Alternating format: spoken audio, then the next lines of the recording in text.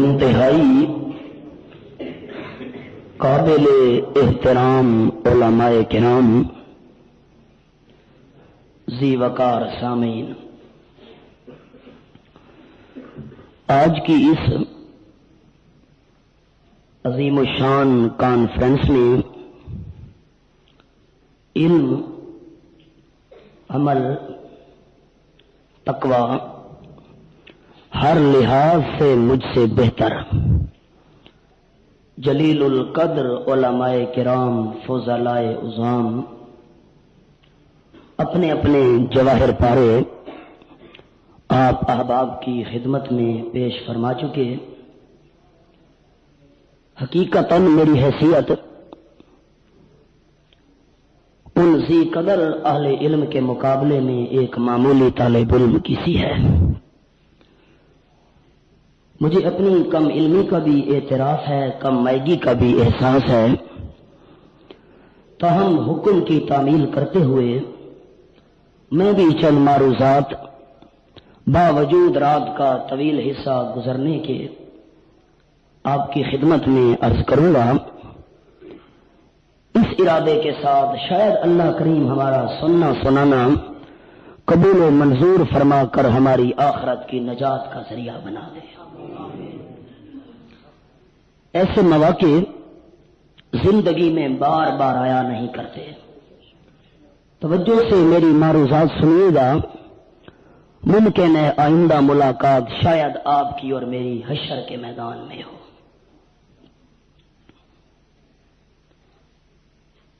آج سے پہلے جتنے انسان اس کائنات کے اندر آ کر اپنی زندگی گزارنے کے بعد یہاں سے جا چکے، یا آج کے اس دور کے اندر جتنے افراد اپنی زندگی کے سانس پورے کر رہے ہیں، آج تک دنیا میں کوئی ایک انسان ایسا نہیں آیا کہ جس انسان کے اندر دو قسم کے کمالات مالک کائنات نے نہ رکھے ہوں۔ آپ میرے تمہیدی الفاظ پر غور کریں گے تب میری آئندہ گفتگو سمجھنا آپ کے لیے آسان ہوگا۔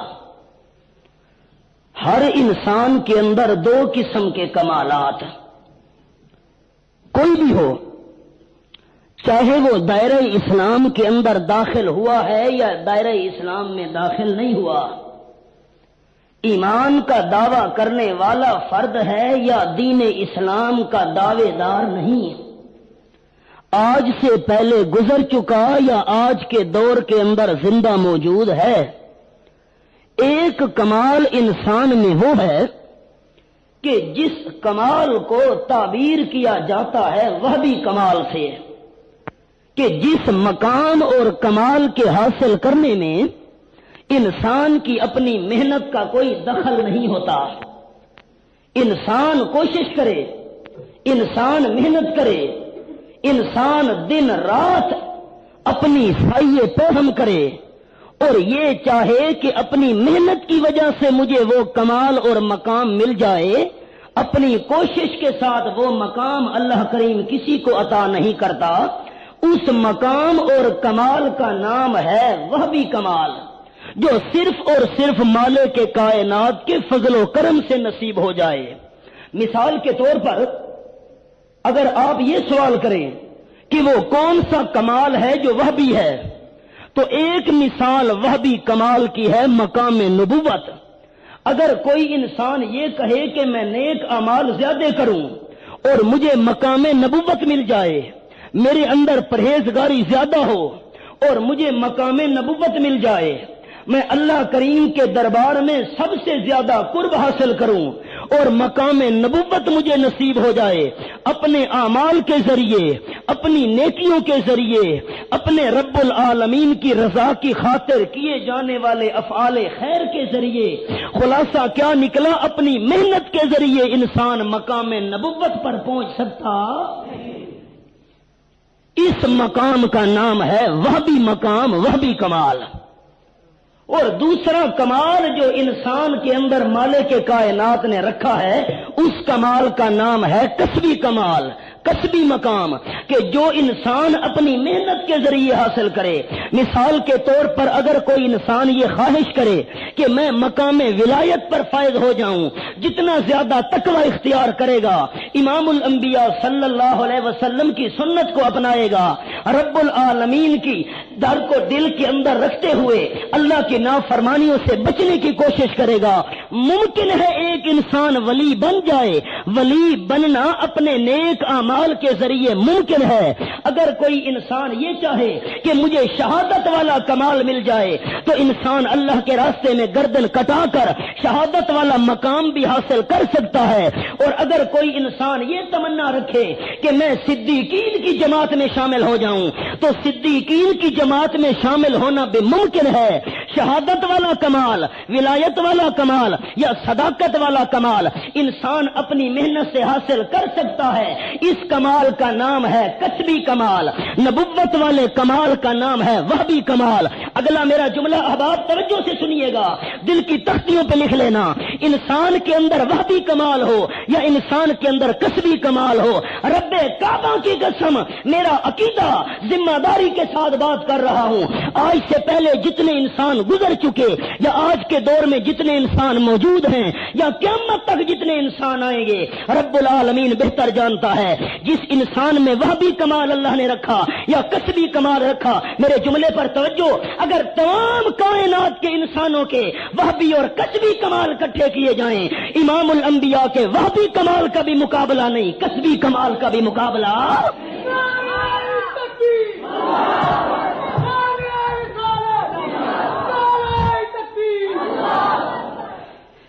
جملہ آپ نے ذہن نشین کیا، امام الانبیاء کے وہبی کمال کا بھی مقابلہ اور کسبی کمال کا بھی مقابلہ. دیکھیے قرآن کا ایک انداز. اعوذ باللہ من الشیطان الرجیم،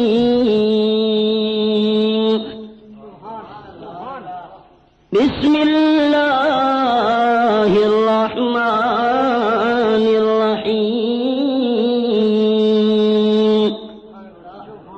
لقد جاءکم رسول من انفسکم عزیز علیہ ما عنتم حریص علیکم بالمؤمنین رؤوف رحیم.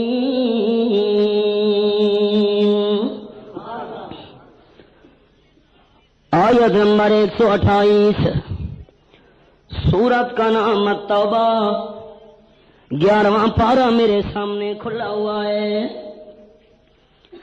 اللہ کریم فرماتے ہیں لقد، مجھے اللہ کریم ہونے. اچھا یہ اردو ٹھیک ہے یا اپنی بولے شروع کرا؟ ایک فیصلہ کر لو. میں پہلے نہ. اللہ کریم فرماتے ہیں لقد جاءکم رسول من انفسکم عزیز علیہ ما عنتم حریص علیکم بالمؤمنین رؤوف رحیم. مجھے اللہ کریم ہونے کی قسم، او کائنات والو تمہارے پاس آ چکا ہے رسول. التنوین للتنکیر والتنکیر للتعظیم. لیکن پہلے قرآن کے انداز پہ غور کرنا. اللہ کریم فرماتے جاءکم، آ چکا ہے تمہارے پاس. جو آئے اور جائے وہ ہر جگہ موجود ہو سکتا.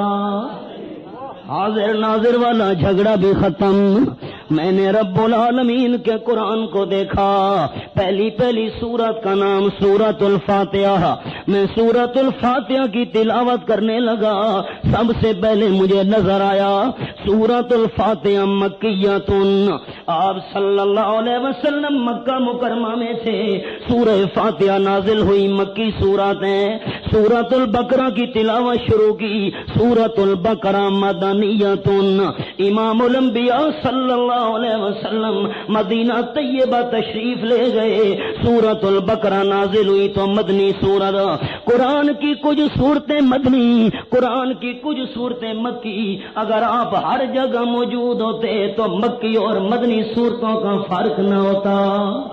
کوئی جھگڑے والی بات تو نہیں ہے، کوئی اگر ہمارا اطمینان کرا دے، ہمارا جھگڑا کسی سے نہیں ہے، ہم سمجھنا چاہتے ہیں یا سمجھانا چاہتے ہیں۔ پہلا قرآن کا انداز، اللہ کریم فرماتے ہیں لَقَدْ جَاءَكُمْ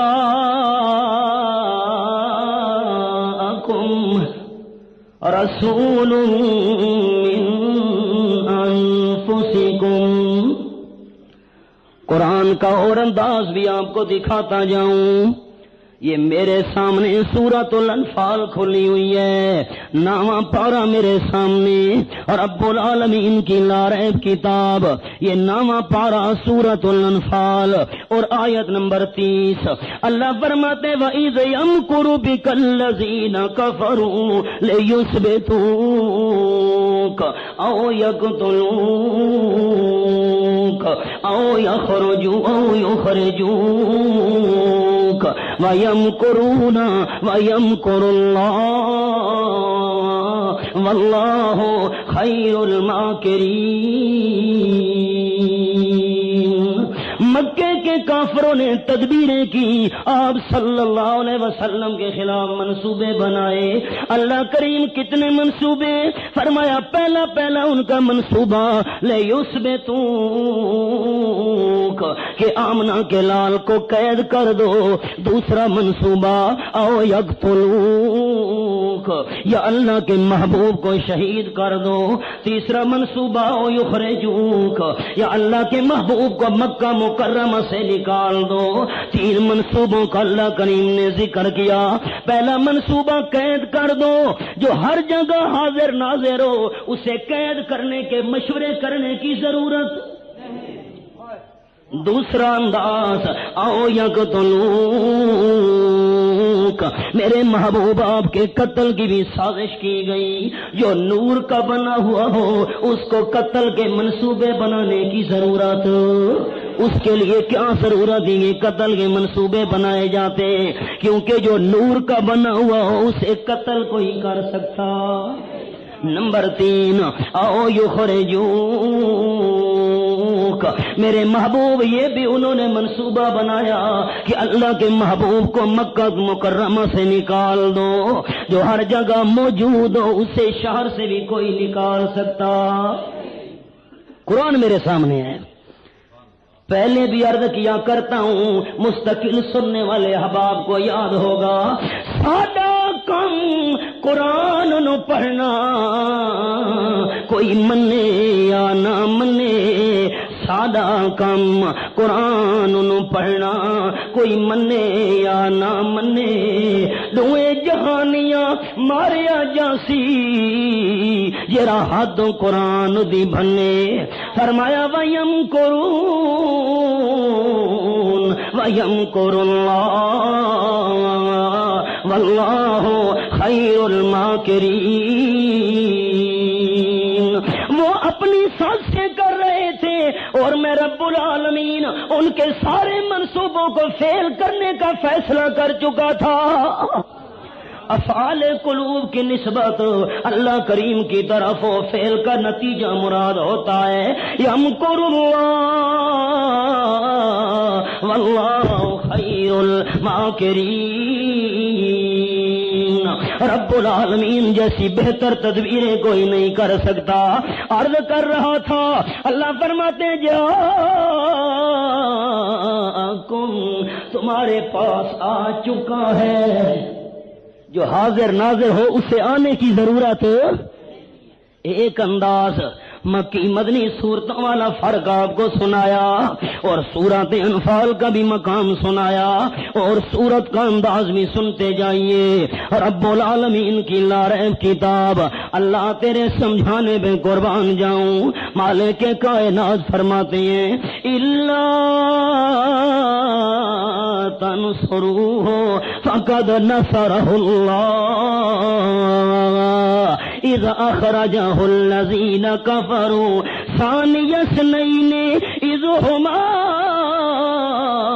في الغار اذ يقول لصاحبه لا تحزن ان الله معنا.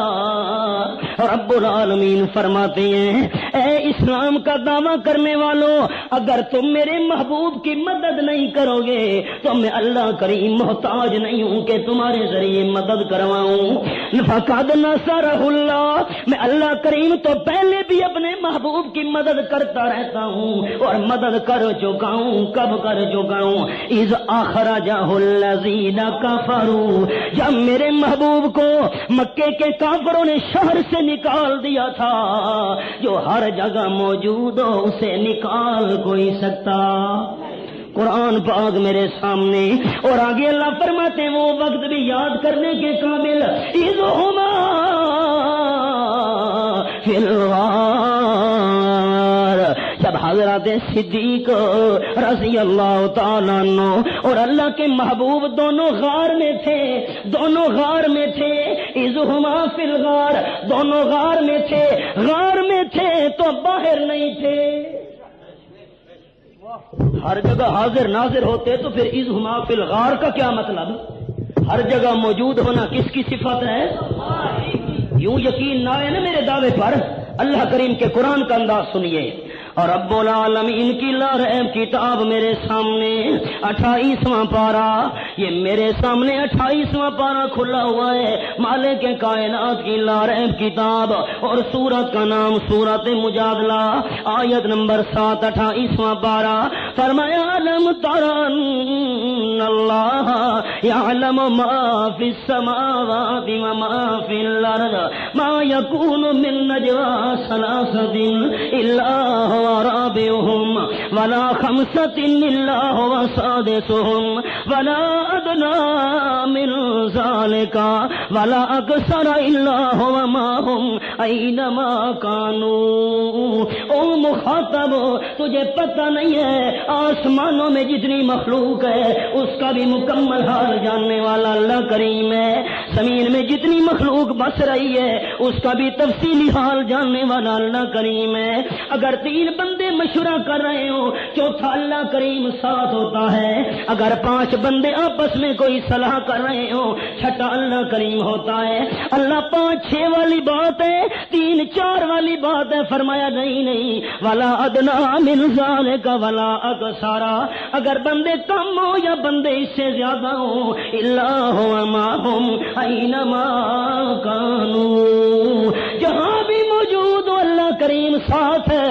مسجد میں ہو تو بھی اللہ ساتھ ہے، بازار میں ہو تو بھی اللہ کریم ساتھ ہے، جنگل صحرا میں ہو تو بھی اللہ ساتھ ہے، مچھلی کے پیٹ میں حضرت یونس اللہ ساتھ ہے، بند کمرے میں حضرت یوسف ہو پھر بھی اللہ. ہر جگہ موجود ہونا کس کی صفت ہے؟ اللہ کریم کے قرآن نے مسئلہ واضح کر دیا. لَقَدْ جَاءَكُمْ رَسُولٌ مِّنْ أَنفُسِكُمْ، آ چکا ہے رسول. اگلا انداز، ایک بات تو حل ہو گئی، اشارہ کر دیا. دوسرا انداز سنیے. لَقَدْ، کسی سے جھگڑا کرنا مقصود نہیں، خدا کی قسم کسی کی ضد کی وجہ سے مسئلہ بیان کرنا مقصد نہیں، مقصد یہ ہے اللہ راضی ہو جائے. اللہ کریم فرماتے ہیں لَقَدْ جَاءَكُمْ رَسُولٌ مِّنْ أَنفُسِكُمْ، رسول ان کے اندر رب العالمین نے بہت بڑا راز حل کر دیا. یہ جو تنوین رسول ان پہ موجود ہے تنکیر کی، اور یہاں تنکیر تعظیم کے لیے ہے. مالک کائنات فرماتے ہیں میں او کائنات والوں جو رسول تمہارے پاس آ چکا ہے اتنا عظیم الشان پیغمبر ہے کہ باقی انبیاء کرام کی عظمت بھی برحق. رب کعبہ کی قسم جس طرح ہمارا عقیدہ یہ ہے امام الانبیاء کی توہین کرنے والا مسلمان نہیں، اسی طرح ہمارا یہ بھی ایمان ہے اللہ کے جتنے نبی گزر چکے کسی ایک پیغمبر کی توہین کرنے والا بھی مسلمان. مقام تو تمام انبیاء کرام کا برحق، رتبہ اور شان تو برحق، پر اللہ کریم فرماتے ہیں لقد جاءکم رسول. تمام نبیوں کی عظمت کو اکٹھا کر دیا جائے امام الانبیاء کے مقام کا مقابلہ ہو سکتا. فاق النبیین فی خلق وفی خلق، فاق النبیین فی خلق وفی خلق ولم یدانوہ فی علم ولا کرم منزہ عن شریک فی محاسنہ فجوہر الحسن فیہ غیر منقسم. ایک جملے میں اپنی بات مکمل کروں، آگے سنانا چاہتا ہوں. میرا عقیدہ یہ ہے، میرے سارے احباب کا عقیدہ یہ ہے، جتنے علماء کرام نے بیان کیا سب کا عقیدہ یہ ہے، مولانا کا عقیدہ بھی ہے. یہ احباب سنیے، جس طرح ہمارا ایمان ہے اللہ لا شریک ہے. اللہ پہلی دفعہ پوچھ رہا ہوں اور تو کچھ نہیں پوچھا. اللہ زور سے نہ پتہ چلے اللہ، کیا پتہ اللہ الفاظ قبول کرا کر بخشش فرما دے. اللہ جس طرح ہمارا عقیدہ یہ ہے رب العالمین لا شریک ہے، اسی طرح ہمارا عقیدہ یہ ہے رحمت للعالمین بھی لا شریک ہے. خدا کا بھی کوئی شریک نہیں ہے، مصطفیٰ کا بھی کوئی شریک.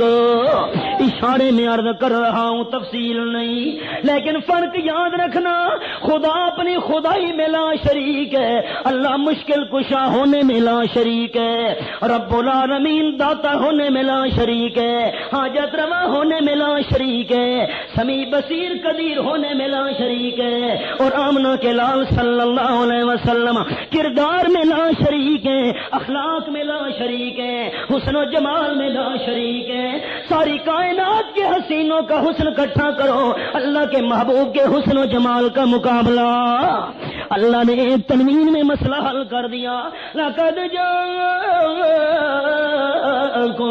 رسول، تمہارے پاس عظمت والا رسول آ چکا ہے.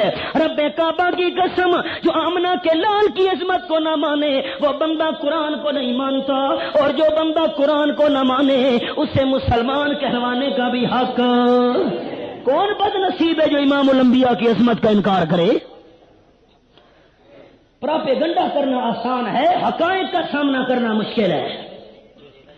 اللہ اللہ اندازہ ہمارے دعوے ہیں، بس عظمت مصطفیٰ کے خالی دعوے ہیں، آگے بات نہیں بڑھ سکی. اور کسی نے کہا اور خوب کہا نماز اچھی، روزہ اچھا، حج اچھا، زکات اچھی، مگر میں باوجود اس کے مسلمان ہو نہیں سکتا. نہ جب تک کٹ مروں میں خواجہ بطحا کی عزت پر خدا شاہد ہے کامل میرا ایمان ہو نہیں سکتا.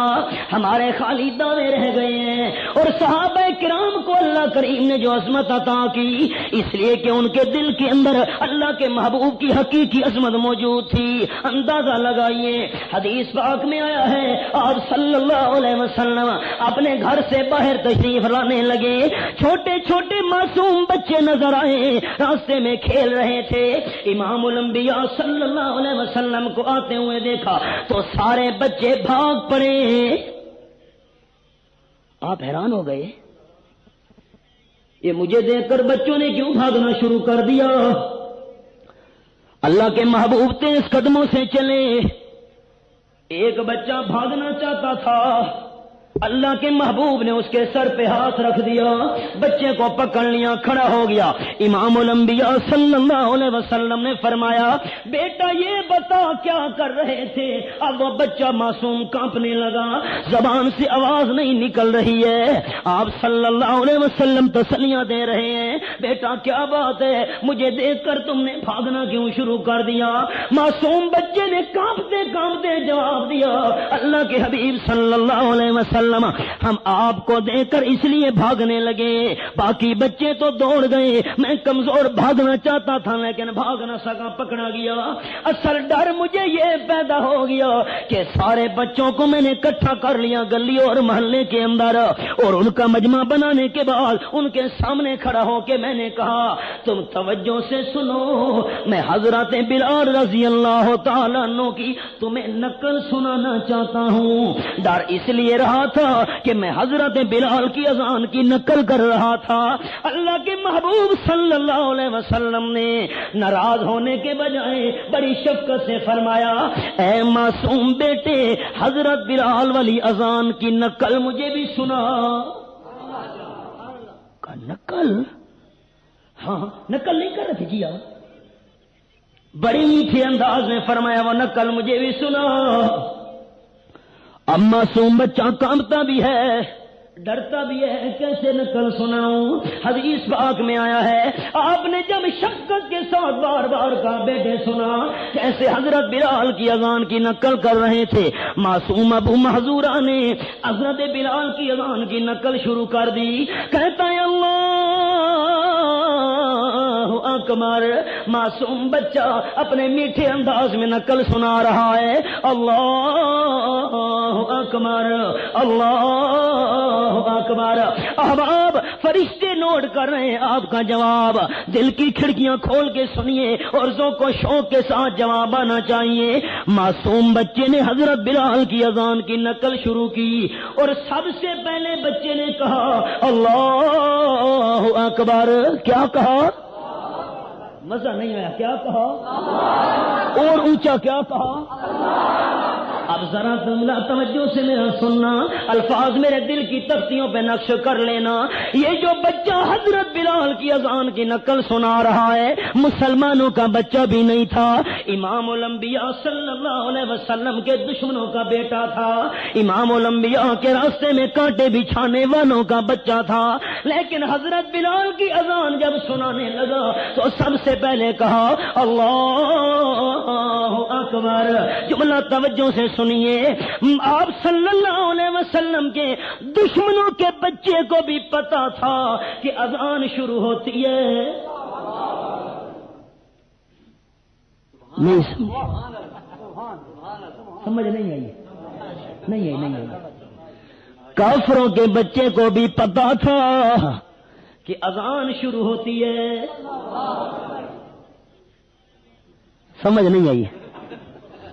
العاقل تکفیہ الاشارہ، عاقل نو ایک نکتا کافی تے لوڑ نہیں دفتر دی، عاقل نو ایک نکتا کافی تے لوڑ نہیں دفتر دی، تے بے عقلاں تے اثر نہ کر دی پند نبی سرور دی۔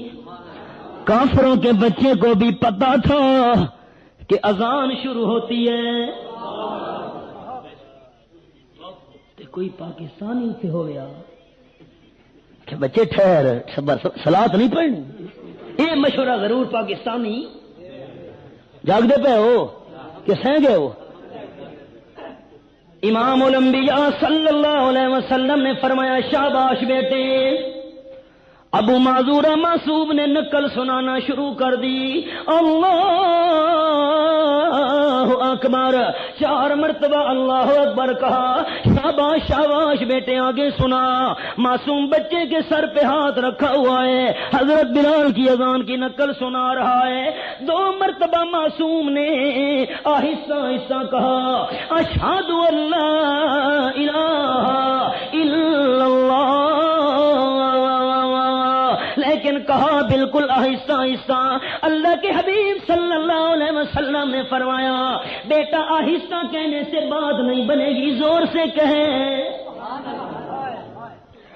وہ معصوم ڈر رہا ہے کیونکہ اشہد ان لا الہ الا اللہ کا معنی یہی ہے میں گواہی دے رہا ہوں اللہ کریم کے بغیر کوئی بھی مشکل کشا نہیں ہے، کوئی بھی اللہ کے سوا داتا نہیں ہے، اللہ کے بغیر کوئی بھی پکارے سننے والا نہیں ہے، بغیر واسطے وسیلے کے جھولیاں بھرنے والا اللہ کریم کے سوا کوئی نہیں ہے۔ اور معصوم بچہ ڈرتا تھا میری برادری نہ سن لے، رشتہ دار نہ سن لے، والدین نہ سن لے، اور اللہ کے محبوب کے ساتھ سب سے پہلا جھگڑا جو تھا اسی مسئلے میں۔ آپ نے فرمایا بیٹے یوں نہیں، زور سے کہے۔ اب بیچارہ ڈرے بھی صحیح، اللہ کے محبوب نے تسلی دی تو پھر زور سے اس نے کہا 2 مرتبہ اشہد ان لا الہ الا اللہ۔ شاباش بیٹے آگے سنا، 2 مرتبہ اس معصوم نے ایسا ایسا کہا اشہد ان محمد رسول اللہ۔ آپ نے فرمایا بیٹے یوں بات نہیں بنے گی، زور سے کہیں۔ اب وہ بیچارہ ڈرتا ہے، رشتہ داروں نے سن لیا تو امام الانبیاء کی رسالت کی گواہی دے رہا تھا اور دوسرا جھگڑا تو تھا اسی مسئلے میں۔ اب وہ بیچارہ بڑا پریشان، اللہ کے محبوب نے تسلی دی شاباش بیٹے شاباش آگے سنا۔ اس نے زور سے 2 مرتبہ پھر کہا اشہد ان محمد رسول اللہ، اشہد ان محمد رسول اللہ۔ آپ نے فرمایا آگے سنا شاباش بیٹے، حیا علی الصلاۃ حیا علی الصلاۃ۔ سناتا آیا آخر میں معصوم بچے نے کہا لا الہ الا اللہ۔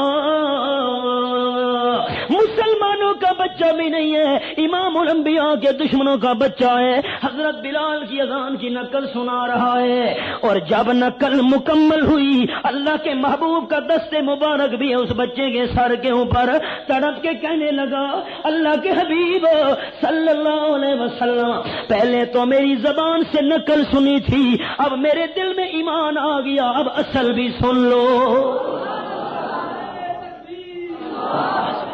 توجہ سے الفاظ میرے سنیے، اصل سنانا چاہتے ہو؟ جی ہاں۔ امام الانبیاء حیران ہو گئے، شاباش بیٹے اب اصل بھی سنا۔ معصوم بچے نے کہا اشہد ان لا الہ الا اللہ واشہد ان محمدا عبدہ ورسولہ۔